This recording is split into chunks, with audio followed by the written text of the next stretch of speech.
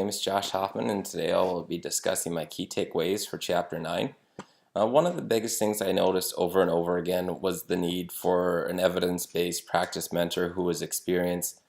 These individuals can help form your shared visions as well as help getting staff motivated and helping them understand the purpose and the need for evidence-based practice in the workplace. Actually, it can be a barrier if you lack such a mentor.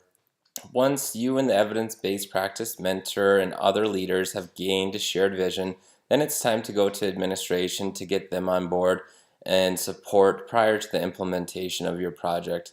Some potential barriers found in the implementation of change in the workplace includes the lack of education and resistance to change.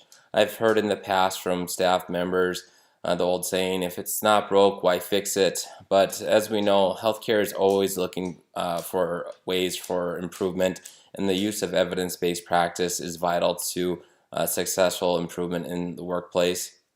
One potential method to overcome resistance is to present the internal and external data which you found and present this to staff. This allows them to not only become educated, but allowing them to see why it's important for them to change their current practices or implement a new policy.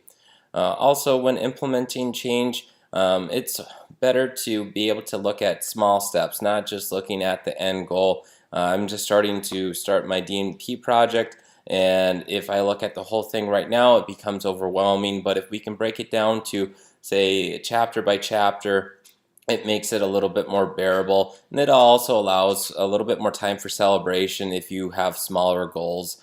If you're doing this in the workplace by having smaller milestones or achievements, this allows staff to celebrate more often on their accomplishments, and I think ultimately you would have better staff buy-in by doing so. Also, if possible, it's best to implement a pilot study. This allows for a smaller group of individuals to be involved with the change. Working in an intensive care unit, I've had the opportunity to be involved in several pilot studies. We are often asked to try new equipment or test a new product prior to the launch hospital-wide.